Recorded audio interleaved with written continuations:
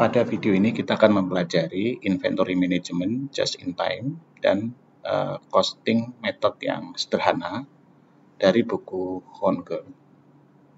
Ada beberapa tujuan pembelajaran. Yang pertama adalah mengidentifikasi 6 kelompok dari biaya-biaya yang terkait dengan barang yang dijual. Lalu yang kedua, menyeimbangkan ordering cost dengan carrying cost dengan menggunakan model keputusan EOQ, Economic Order Quantity. Yang ketiga, mengidentifikasi pengaruh dari kesalahan yang dapat muncul ketika menggunakan model keputusan EOQ dan cara mengurangi konflik antara EOQ dengan model penilaian kinerja lainnya. Lalu menjelaskan tentang just-in-time purchasing, kemudian MRP system, Material Requirements Planning System, dan just-in-time untuk manufacturing. Ya. Lalu yang berikutnya adalah mengidentifikasi fitur dan manfaat dari just-in-time production system. Lalu yang terakhir menjelaskan berbagai cara backflush costing dapat menyederhanakan sistem costing persediaan tradisional atau yang selama ini kita pakai. Kita mulai dari yang pertama.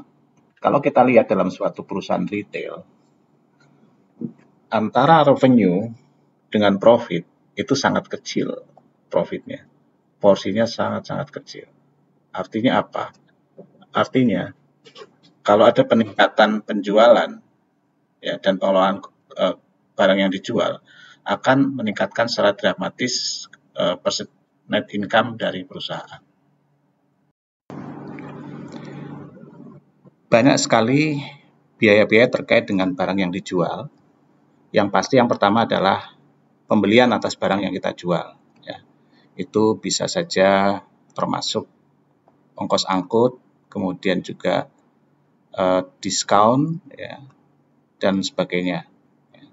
Kemudian biaya untuk memesan atau mengorder barang tersebut, ya. Mulai dari penerbitan purchase order, penerimaan dan pemeriksaan barang yang ada dalam order, menyesuaikan atau mencocokkan faktur, purchase order, dan catatan pengiriman untuk pembayaran. Jadi ordering cost adalah semua biaya yang dikeluarkan untuk mendapatkan persetujuan pembayaran dan pembelian dan juga semua biaya pemrosesannya yang khusus. Yang ketiga adalah carrying cost. Adalah semua cost yang muncul karena kita memiliki persediaan. Carrying cost ini termasuk opportunity cost karena kita harus berinvestasi pada persediaan. Cost yang terkait dengan gudang, penyewaan, ruangan, asuransi, dan keusangan barang. Yang keempat, kita sebut stock out cost. Itu cost yang muncul karena perusahaan kehabisan barang tertentu sehingga tidak dapat memenuhi permintaan pelanggan atau kita sebut stock out. Ya. Nah, biasanya perusahaan harus segera melakukan itu, ya, kadang-kadang dengan cara melakukan rush order yang dipercepat dan akibatnya memunculkan biaya karena hal itu. Ya. Atau kalau tidak dapat memenuhinya, maka akan kehilangan margin kontribusi dari penjualan yang tidak dapat dilaksanakan ya, atau dilakukan, dan pada akhirnya kemungkinan juga pelanggan tadi merasa tidak puas dengan perusahaan. Kemudian yang berikutnya adalah biaya kualitas ya. Ini semua biaya yang dikeluarkan untuk mencegah dan menilai ya, atau biaya yang muncul akibat persoalan-persoalan kualitas. Ya. Kualitas itu muncul misalnya barangnya rusak, ya, karena salah ditangani ketika dipindahkan, dan sebagainya. Seperti yang kita ketahui sebelumnya ada 4, ada prevention cost, appraisal cost, internal failure cost, dan external failure cost. Yang terakhir adalah biaya karena kesusutan, menyusut. Ya. Jadi barang bisa menyusut karena dicuri, ya, karena digelapkan oleh pegawai, salah klasifikasi, atau kesalahan klerikal. Ya. Nah, ini juga penting karena biasanya untuk perusahaan-perusahaan yang banyak barangnya pasti aja ada barang-barang tadi yang yang susut atau hilang yang kita tidak tahu ya. Ini kalau di perusahaan yang sifatnya perusahaan yang atau bisnis yang membayar menjual kebutuhan sehari-hari itu kerusakannya sekitar 2% atau sesuai 2%. Nah, tidak semua informasi ini tersedia dalam sistem keuangan. Ya. Jadi misalnya opportunity cost itu tidak ada. Jadi memang harus disiapkan teknologi yang dapat mengumpulkan semua informasi tadi dan pada saat yang sama kita bisa mengurangi dalam bentuk cost. Di masa sekarang ini sudah sangat luar biasa, ada barcode, ada scanner dan sebagainya yang dapat mempermudah perusahaan dalam mengelola persediaan dengan cara yang lebih murah. Lalu kita masuk ke model yang kita sebut economic order quantity. Model ini mengasumsikan bahwa cost dari untuk urusan persediaan itu hanya ordering sama carrying cost saja sebagai cost yang paling umum. Kemudian yang kedua, kuantitas yang sama akan dipesan pada titik pemesanan ulang reorder point. Jadi selalu memesan dalam jumlah yang sama. Yang ketiga, semua informasi terkait demand, ordering cost, carrying cost itu diketahui dengan pasti. Ya. Demikian juga purchase order lead time antara kita memesan sampai barang itu diterima, itu juga diketahui dengan pasti. Purchasing cost per unit tidak dipengaruhi oleh jumlah pemesanan. Ya.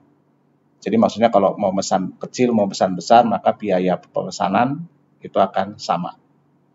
Kemudian tidak ada stock out cost, ya, tidak terjadi stock out, semuanya bisa kita jaga. Kemudian ketika memutuskan untuk dalam ukuran purchase order, manajemen mempertimbangkan cost of quality dan shrinkage hanya yang memang mempengaruhi order cost dan carrying cost saja. Jadi hanya yang terkait dengan dua cost ini saja. Dan perlu dilihat di sini, berarti EOQ itu mengabaikan purchasing cost, stock out cost, cost of quality, dan shrinkage cost. Ya, jadi ini yang mesti diperhatikan. Nanti kita di bagian belakang akan melihat bagaimana kalau kita memasukkan semua faktor-faktor ini ke dalam analisis kita. Jadi yang relevan adalah ordering cost dan carrying cost.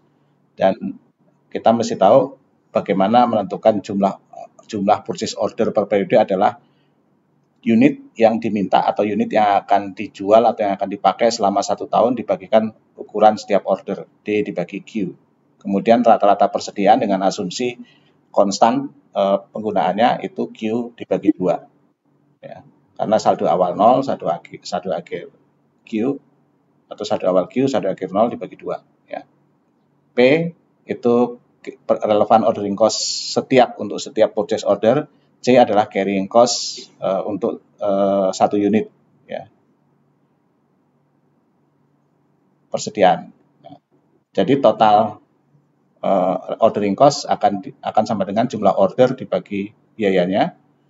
Relevan carrying cost sama dengan jumlah rata-rata persediaan dikalikan dengan cost-nya. Totalnya ini rumusnya, kemudian kita menggunakan kalkulus untuk mencari yang minimal. Minimal itu terjadi karena order cost sama dengan carrying cost, atau rumusnya adalah EOQ sama dengan akar 2DP dibagi C. Ya. Nah, jadi itu ininya nanti kalau kita ada soal dengan angka informasi yang ada tinggal kita masukkan, kita peroleh EOQ-nya 1000 unit, berapa kali mengorder, berapa biaya persediaannya, tinggal kita masukkan ke dalam rumusan semua. Kita juga dapat menggambarkan dalam bentuk grafik, ya. Jadi kalau ini carrying cost, ini ordering cost, maka ini adalah total cost. Dan yang paling rendah adalah titik ini, di mana ordering cost sama carrying cost itu bertemu atau sama.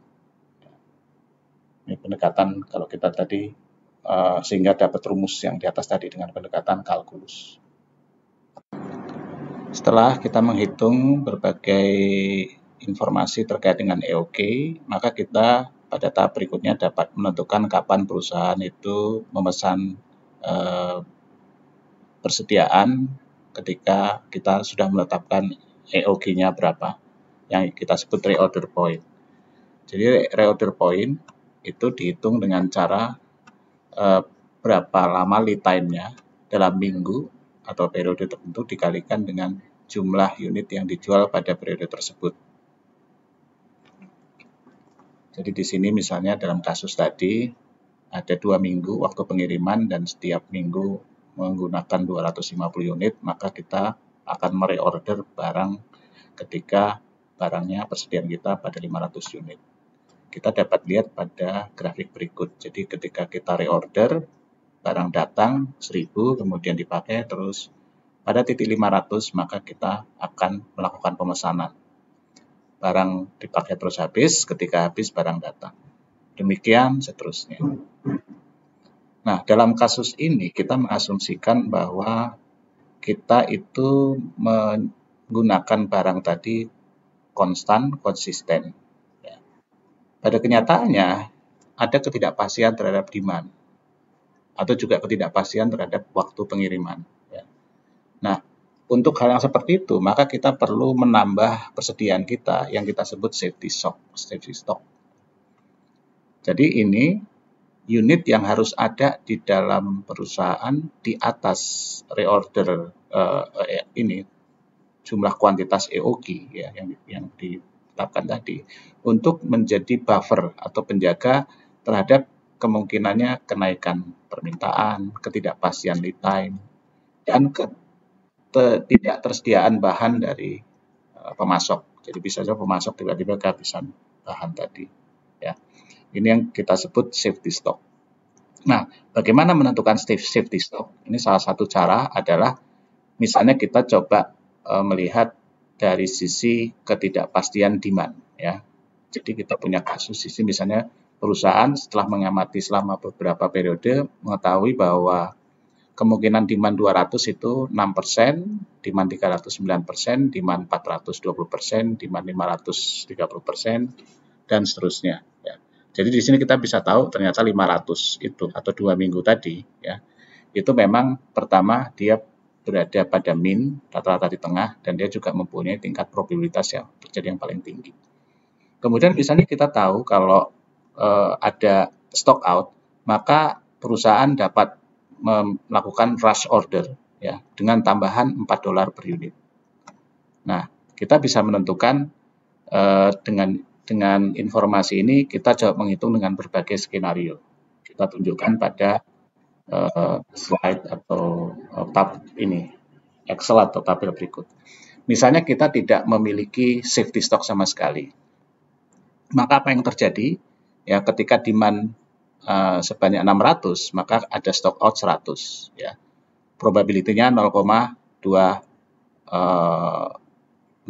atau 20% dari perhitungan di atas. Sehingga di sini diketahui relevan stock out-nya adalah pada angka ini, pada angka 3 ya, 100 dikalikan 4 tadi, ada rush order 4 ya. Kemudian akan berapa kali dalam setiap periode ordernya? Ada 13 kali, berarti 1040. Demikian seterusnya ya. Dikalikan dengan ini, dengan probability-nya diperoleh 1040. Demikian seterusnya untuk kalau ternyata ada demand-nya 700 dan 800 ya. Kita memperoleh expected stock out cost-nya 2912, tapi tidak ada carrying cost sehingga total cost-nya 2912. Lalu kita coba menggunakan yang stock out-nya safety stock-nya 100. Kita hitung dengan cara yang sama. Sekarang ada stock out cost-nya hanya 1092 ditambah carrying cost-nya 520, totalnya 1612. Kemudian ketika kita gunakan 200, kita peroleh stock out cost-nya 312, carrying cost-nya 1040, relevan cost-nya 1342. Carrying cost dihitung dengan cara rumus yang di atas tadi. Kemudian kalau 300 ternyata naik. Nah, dari sini kita bisa tahu bahwa yang paling rendah cost-nya adalah pada safety stock 200. Apabila ada safety stock 200, maka reorder point kita tidak lagi 500, tetapi 500 ditambah 200.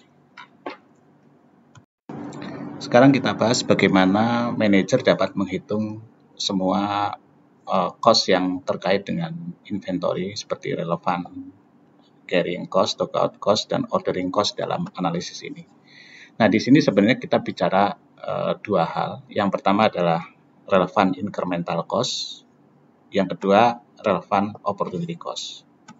Jadi, yang dimaksud dengan relevan incremental cost dalam carrying cost adalah semua biaya yang dapat berubah apabila kita menaikkan atau menurunkan tingkat persediaan. Karena tadi tingkat persediaan itu didasarkan pada jumlah order ya. Kalau jumlah ordernya semakin banyak, maka tingkat persediaannya semakin sedikit. Tapi apabila jumlah ordernya semakin sedikit, maka tingkat persediaannya akan banyak. Nah, kita lihat apa. Yang pasti bisa saja seperti warehouse rent, kemudian gaji gudang, keusangan, shrinkage, rusak, asuransi berkaitan dengan kuantitas persediaan yang disimpan. Tapi kalau gaji dari clerk, storekeeper, material handler, karena memang harus kita sediakan sebanyak itu, tentu saja dia tidak akan berubah apabila persediaan berubah. Walaupun dalam hal tertentu juga bisa berubah, misalnya ketika persediaan bertambah luar biasa banyak atau berkurang luar biasa banyak. Tapi itu tidak dalam jangka pendek. Dan ketika kita bicara ini, kita bicara dalam jangka pendek. Ya. Jadi yang penting dilihat adalah biaya-biaya mana yang naik atau turun karena perubahan dari tingkat persediaan. Kemudian apa yang disebut opportunity cost of capital itu adalah berapa return yang akan hilang karena kita menginvestasikan pada persediaan. Jadi yang kita hitung adalah berapa nilai persediaan kita. Ya, ini terdiri dari purchase price, incoming freight, angkut, sama inspeksinya. Ya. Lalu kita cari berapa rate of return untuk investasi yang biasanya kita hitung pada perusahaan. Jadi misalnya rate of return-nya 15%, maka 15% kita kalikan dengan tingkat atau nilai persediaan. Itu yang kita sebut opportunity cost of capital. Stock out juga sama ya. Jadi stock out itu yang relevan ya. Pasti kerugian dari contribution margin yang penjualan yang tidak berhasil kita dapatkan stock out. Yang kedua, kemungkinan kerugian dari contribution margin di penjualan di masa depan karena pelanggan kita merasa kecewa ya. Nah, jadi intinya adalah ketika kita melakukan analisis dalam hal ini harus kita hitung yang relevan. Yang relevan adalah apabila dia berbeda antara satu alternatif dengan alternatif lainnya. Misalnya dalam hal tingkat persediaan, apabila tingkat persediaan berubah, mana biaya yang berubah. Nah, itu yang kita sebut biaya relevan. Yang kedua adalah opportunity cost. Nah, bisa saja kita juga meneliti bagaimana kalau kita salah dalam menggunakan angka ya. Misalnya kita di perhitungan sebelumnya menggunakan 200 sebagai cost untuk per purchase order, padahal kenyataannya 100. Mari kita lihat implikasinya ya. Sekarang kita hitung kalau dengan yang 100 tadi yang memang seharusnya, maka kita peroleh ternyata tingkat persediaan kita turun dari yang tadinya 1000 hanya 707. Lalu total cost-nya jadi 3677. Nah, di sini kita bisa bandingkan dengan perhitungan kita sebelumnya ya. Perhitungan kita sebelumnya adalah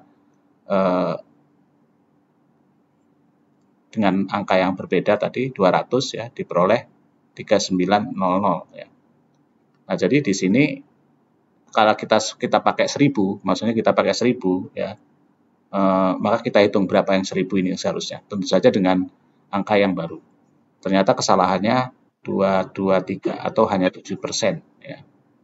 Hanya 7%. Walaupun dari sisi persediaan itu ada perbedaan 30%. Tetapi karena efek square root, efeknya tidak begitu besar, hanya 7%. Ya.